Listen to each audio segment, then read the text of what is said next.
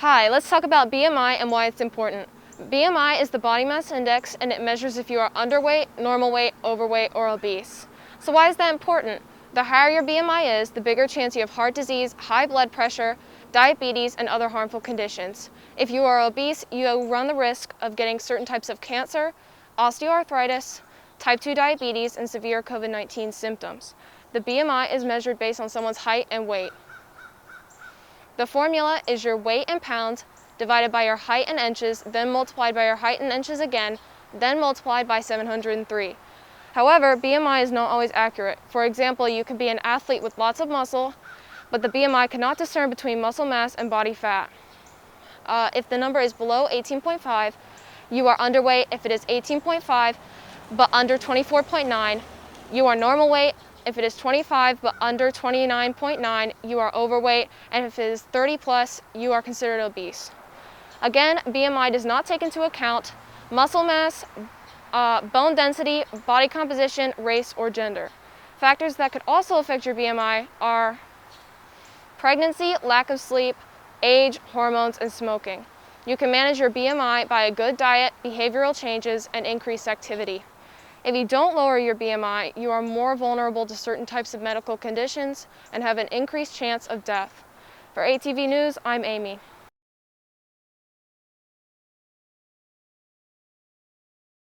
Hi, I'm Paul. Welcome to the Community Health Fair and Clinic. Did you know blood sugar testing provides useful information for diabetes management? Diabetes is a disease that affects how your body uses glucose, also known as blood sugar.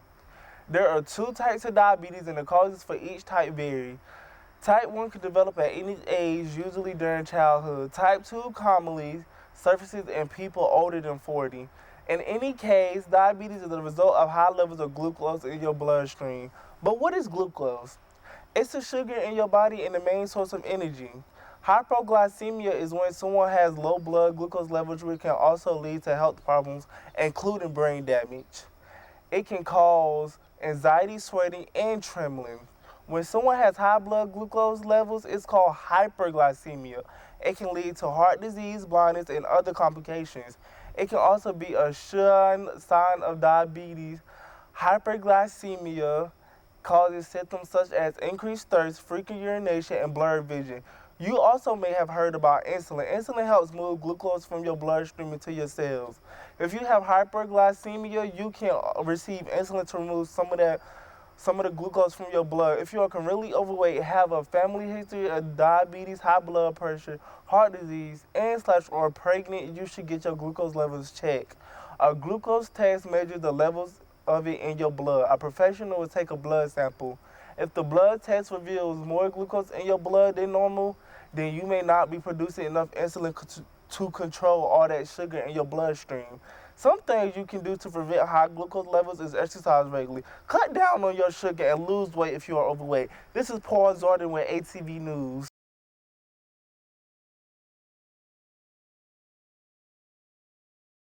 This person just collapsed from having an adverse reaction from taking multiple types of medications at once. Sometimes medicines, when taken together, can change each other's effects, and sometimes with dangerous consequences. For an example, taking blood thinners and multivitamins together can sometimes lead to the blood thinners not working properly, changing the thickness of your blood, increasing the risk of heavy bleeding. And for another example, taking painkillers and antidepressants together can lead to gastrointestinal bleeding. These are just two examples. That's why it's important to talk with your pharmacist about what types of medications are safe to each other. And again, when taking new medications, always check with your pharmacist to make sure what is safe together. And also check instructions on the bottle to see if there's any specific instructions about what you can and can't take with it. And if there's nothing, it's still good to do some research online to see what common medicines can and can't be taken together. For ATV News, I'm Andrew Reagan.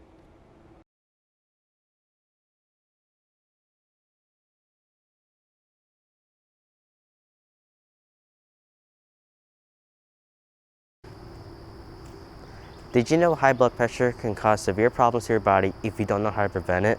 Do you know what high blood pressure does to the body? Well, before we answer those questions, let's talk a little bit about blood pressure. Blood pressure is, of course, the pressure of your blood in your body that is in the circulatory system.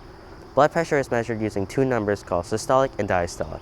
Normal blood pressure level is less than 120 systolic and 80 diastolic. Anything higher could put you at risk of getting high blood pressure. Now back to the question. High blood pressure is a condition where the blood pressure in your body is constantly higher than normal due to the force of blood against the artery walls constantly increasing. High blood pressure can lead to many complications like heart attacks, strokes, heart disease, and more. It can cause the arteries and blood vessels in your body to thicken up and damage your organs. High blood pressure symptoms include headaches, nosebleeds, or shortness of breath. You may think that this isn't a huge problem, but those symptoms don't occur until it reaches a deadly stage, so we suggest you have your blood pressure checked regularly by your doctor. High blood pressure can occur naturally by aging or genetics. Other causes come from being overweight, drinking alcohol, or eating too many salty foods.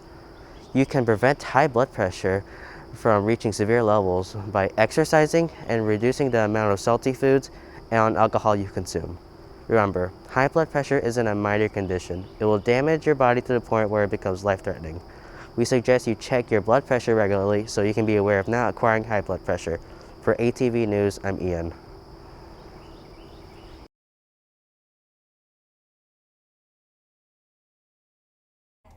Hello, today we'll talk about skin cancer and some ways you can prevent it. Skin cancer is abnormal growth of skin cells. It is usually caused by overexposure to UV rays, which is what the sun emits. This can be deadly when it spreads to other parts of the body. That's why identifying and treating skin cancer early is important. Some common signs of skin cancer include unusual growth on the skin, sores that don't heal, and unusual moles. Areas you should check are the face, the neck, the arms, the legs, and the scalp. Any place that is exposed to the sun. Sometimes genetics play a part in how prone someone is to getting skin cancer. You are at risk if your skin reddens easily, you're old, you have a history of skin cancer, or a large amount of moles. Some types of skin cancer are basal cell and sebaceous gland cancer, which is where the cancer starts in an oil gland in the skin. Melanoma is the most severe type of cancer. The cancer starts in the pigment-producing cells and can spread to the rest of the body. Luckily, skin cancer is preventable using UV-blocking sunscreen. Make sure the sunscreen is at least SPF 15, but no more than SPF 50. The best are lotion and water-resistant. Avoid tanning and stay in the shade. You can also get screened to check if you have skin cancer. Screenings aren't always reliable, but they are a good way to find out if you have cancer. If you get diagnosed, treatment could involve surgery. So let's prevent skin cancer before you get it.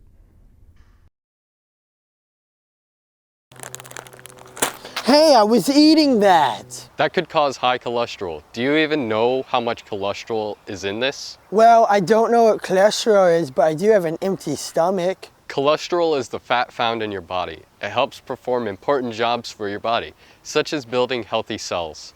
Well, I have heard cholesterol is bad and has a negative impact on your body. Well, having an excessive amount of cholesterol can be harmful to our bodies. Some long-term effects are increased risk for cardiovascular disease, and you develop fatty deposits in your blood vessels, making it difficult for your blood to flow through your body. High cholesterol increases the risk for heart disease and strokes, the two most leading causes of death in the United States. Knowing your cholesterol levels is key to staying in control of your health. If I want to stay in control, then I need to know what causes high cholesterol. Cholesterol is made and broken down in the liver. Consuming foods that have too much saturated fats changes the way our liver handles cholesterol.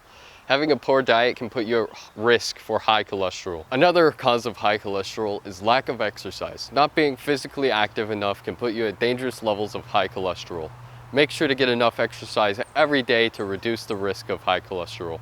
Well, I know the ways that high cholesterol can affect me, how it can develop, and how to lower high cholesterol if it ever becomes a problem, but I'm still hungry.